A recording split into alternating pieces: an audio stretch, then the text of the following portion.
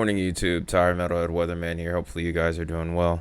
Didn't know my hat was messed up, but so I was getting ready for work this morning, and I have a little bit of time here. Took a look at the SPC here. We have an upgrade to slight risk here, and this is towards the Lake Erie portion of the Great Lakes today. Detroit, Cleveland is involved in here, as well as Akron, Toledo, Warren, Michigan as well. About to call it Missouri like an idiot.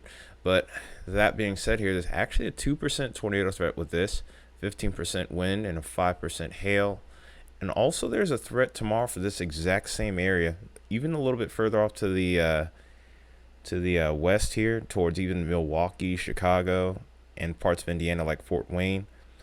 Goes all the way through the state of Ohio and even starting to work its way into the mid-Atlantic and portions of the Northeast here, including Pittsburgh and Charleston. There's a chance that this will likely get an upgrade to a slight risk as well.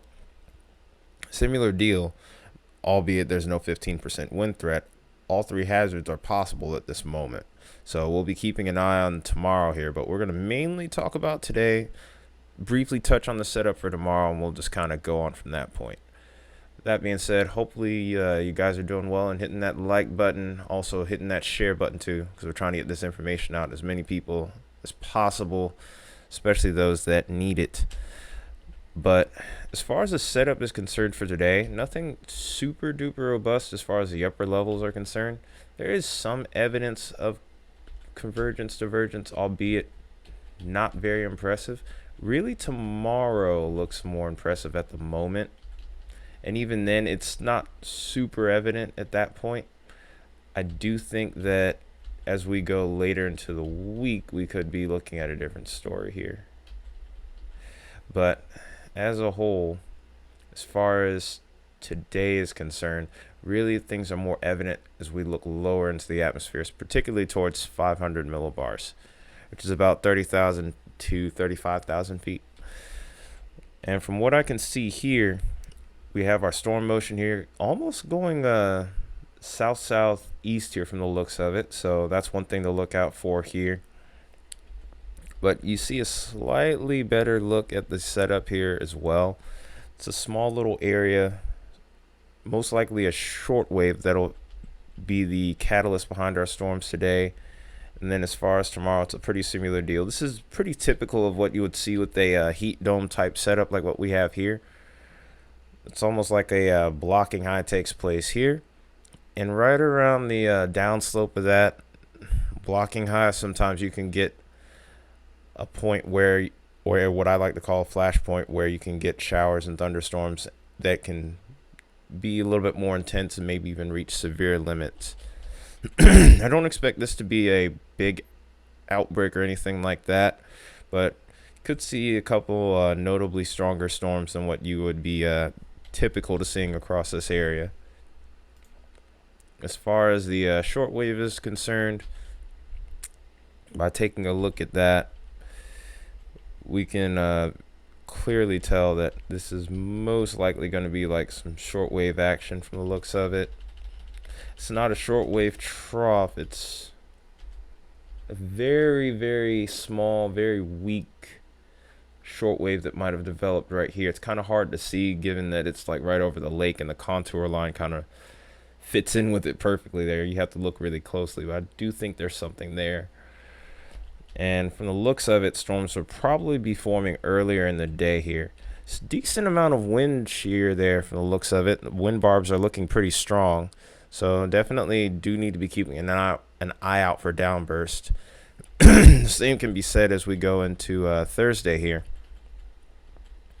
Albeit I think the threat exists earlier in the day or a little bit later in the day Thursday from the looks of it. Still a lot of uncertainty with the setup. Also plenty of fail parameters as well. So definitely a lot to still keep track of with this one. As far as looking at the low levels are concerned here, from what we can see, the lower levels of the atmosphere, and didn't click on it, but it doesn't look like we have a lot of low level shear to work with. So I think this will help mitigate the tornado threat. Although a little bit later into the afternoon here, I do see a little pocket that could be of interest towards Detroit, We're getting up to about maybe 30 knots at best. I'll go ahead and take a look at that. I wouldn't expect anything too crazy with this, because there is, like I said, one of those fail parameters being convective inhibition. But if this does come into play here, there's a decent tornado threat with this, even though it isn't really being shown here. I'll get into the whole skew T hodograph thing in another video for the Weather Nerd 101 playlist. That link will be in the description as well, by the way.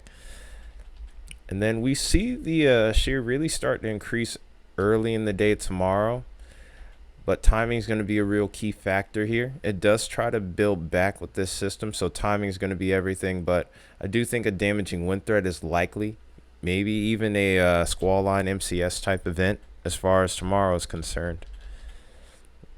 When we go ahead and take a look at some of the parameters, we already know it's going to be hot up in this region, considering the fact that we have this huge heat dome.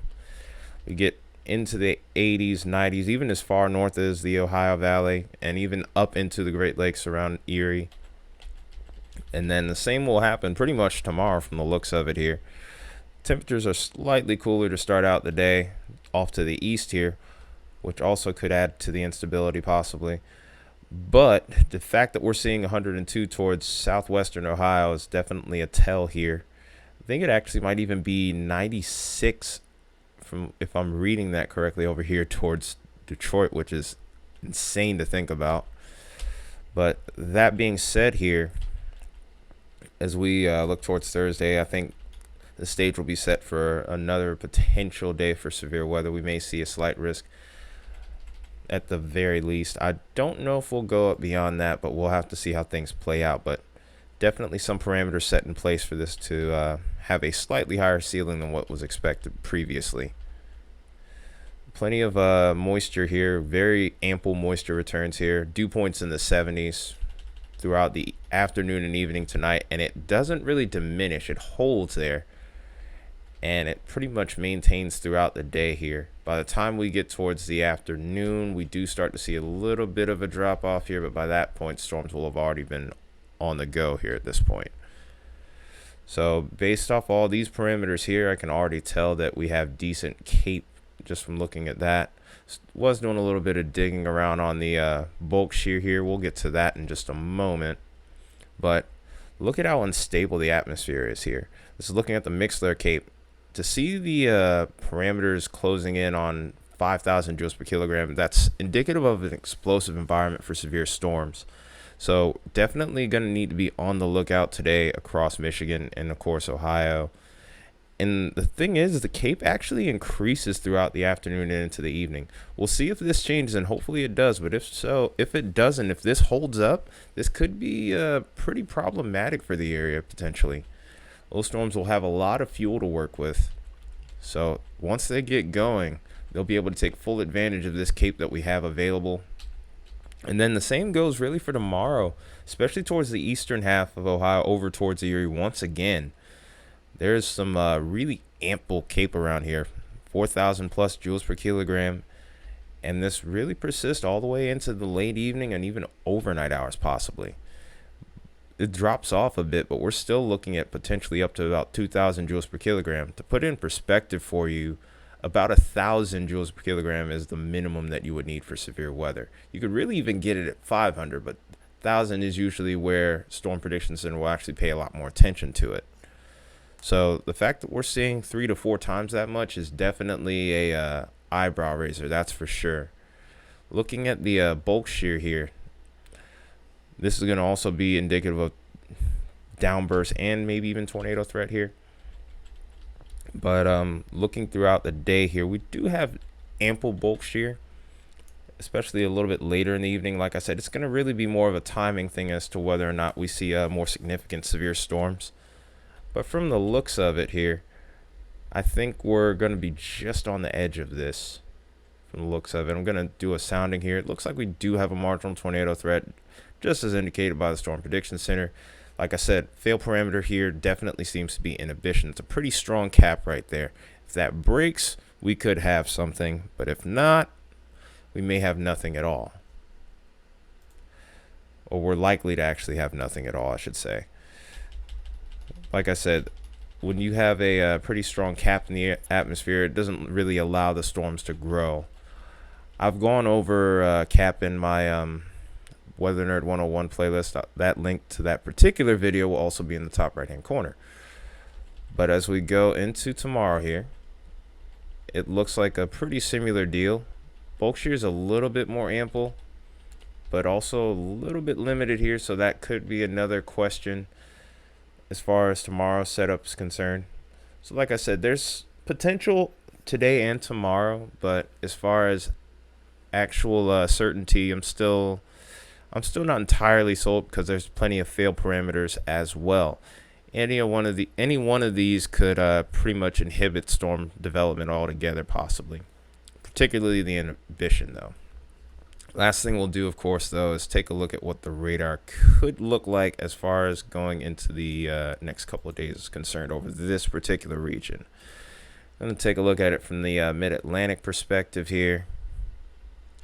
And what we're also looking at here that's unique about this particular model parameter here is we're also looking at updraft velocity. You'll see the updraft velocity as the little streak that goes behind these storms here. Like this, for example, this would be indicative of a stronger storm, and that usually is a pretty good indicator for hail, wind, and the tornado threat there.